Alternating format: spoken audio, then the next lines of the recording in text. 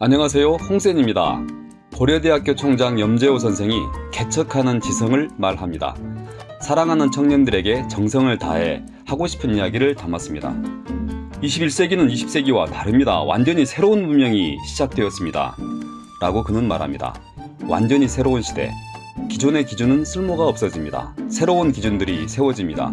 뉴 노멀의 시대가 시작되었습니다.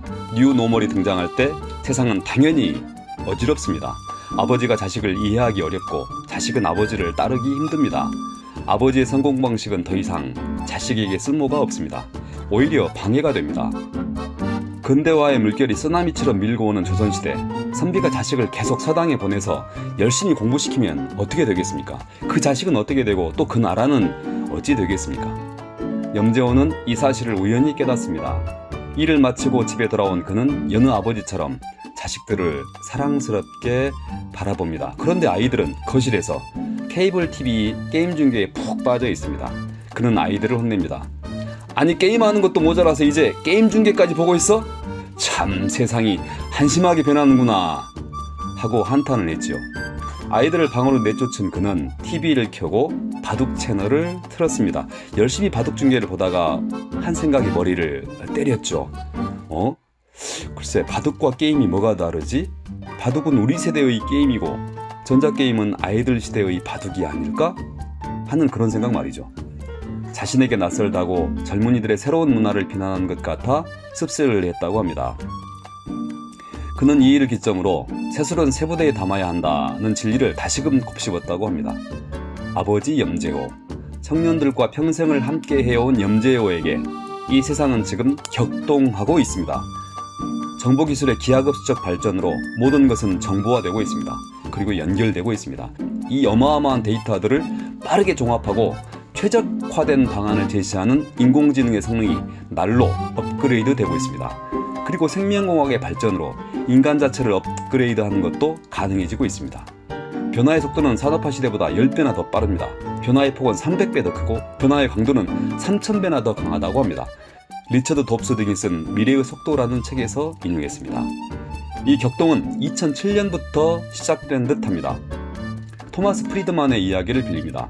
2007년 그 해에 아이폰이 세상에 등장했습니다. 페이스북이 서비스를 시작했고 IBM에서 인공지능 의사 왓슨을 우리 앞에 드러냈죠.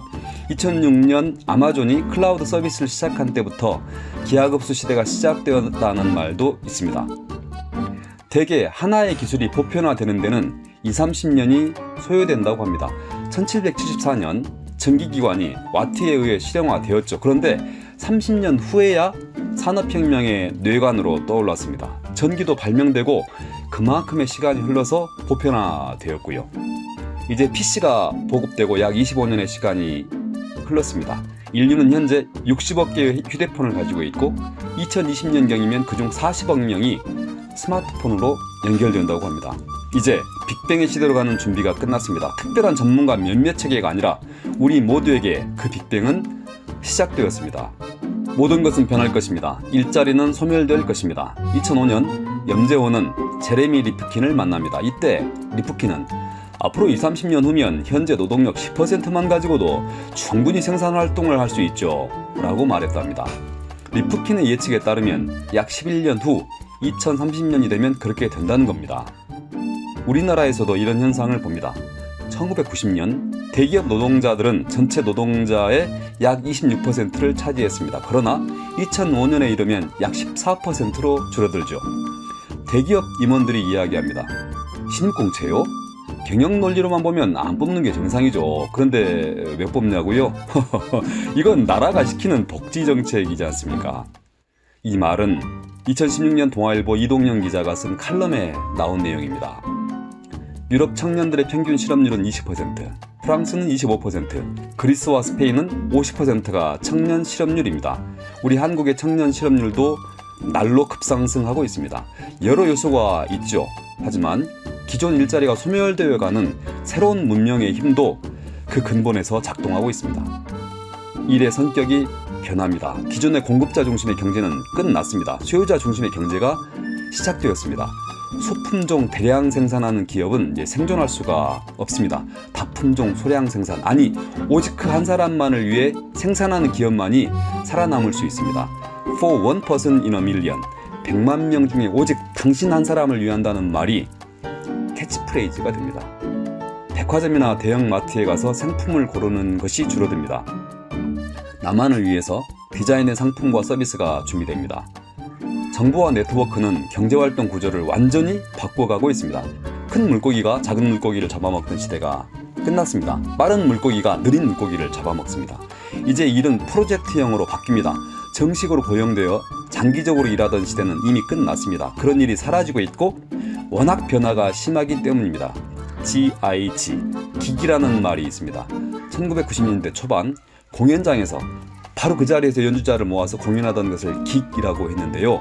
앞으로 일이 그런 모습을 띌 것이라 해서 기경제라는 말이 퍼져가고 있습니다. 새롭고 낯선 미래가 요동치고 있습니다. 부모 시대의 성공 공식은 오히려 청년들에게 족쇄가 될 수 있습니다. 산업화, 민주화 시대의 성공 신화도 마찬가지로 우리 청년들을 옥죄고 있습니다. 단연코 이야기합니다. 우리 청년들의 실력은 부모 세대보다 낮습니다. 월등합니다. 그럼에도 불구하고 일자리를 구하기 어렵습니다. 미래가 불안합니다. 공무원이 되려고 몰려갑니다. 유연화할 수밖에 없는 대기업에 들어가려 미래를 소모하고 있습니다. 이것은 그들의 책임이 아닙니다. 현 제도를 운영하고 있는 우리 기성세대의 문제입니다. 청년들이 도전하고 꿈을 꿀 수 있도록 사회 시스템을 바꿔야 합니다. 경로 의존성의 습관을 탈피해야 합니다. 농경시대와 산업시대가 다르듯이, 아니 그보다 더 큰 폭으로 산업시대와 현재 폭발하고 있는 미래시대가 다릅니다. 여기에 맞게 사회 시스템을 바꿔줘야 합니다. 당연히 기득권을 내려놔야겠죠. 이 일을 앞서 하진 못하더라도 이에 역행하면 구한말의 수구와 뭐가 다르겠습니까? 청년들은 개척하는 지성을 연마해야 합니다. 객관적 지식인 형식지에 머물러서는 안 됩니다. 내면의 독특한 지식인 암묵지를 개발해야 합니다. 지식의 전수자를 넘어서 지식의 창조자가 되어야 합니다. 독창성을 유지하면서도 공감 능력을 키워가야 합니다. 평생 학습을 즐거움으로 삼아야 되고요. 그러기 위해서 호기심과 열정을 늘 유지해야 합니다. 거대한 변화를 타야 하니 거시적 안목도 개발해야 합니다. 이미 종료된 고용의 시대에 목매지 마시고 저 광야로 뛰쳐나가야 되겠지요. 20살을 넘긴 딸을 둔 홍센도 염재호 총장과 같이 절실한 마음입니다. 여러분의 건투를 빕니다. 우리도 최선을 다하겠습니다. 고맙습니다. 홍센입니다.